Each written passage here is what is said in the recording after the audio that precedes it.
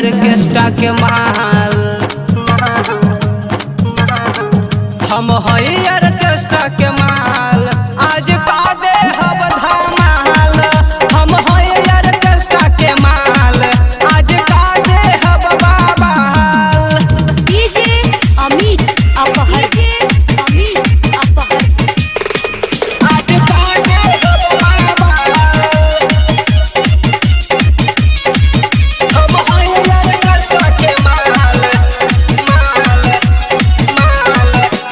DJ पर नाचिता खूब हिले मोर जवानी हो। देख के हमारा ढोली सबके आई जाला पानी हो। अरे डीजे पर नाचिता खूबे हिले मोर जवानी हो।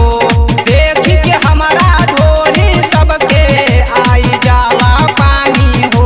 अख मारी तो सारा दीवानन के हो जाला बुरा हाल। हम हई ऑर्केस्ट्रा के माल।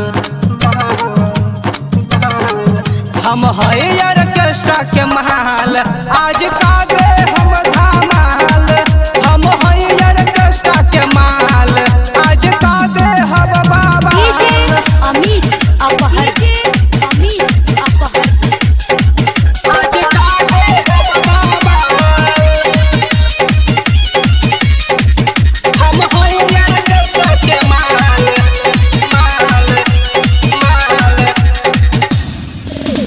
केहू देखेला गलियां, केहू देखेले होठलाली के।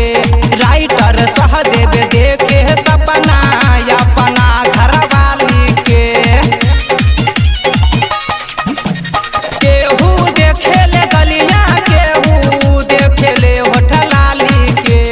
राइटर सहदेव देखे सपना अपना घरवाली के। जब लच के मोर कमरिया नीरज पूछे हाल चाल। हम हई ऑर्केस्ट्रा के माल।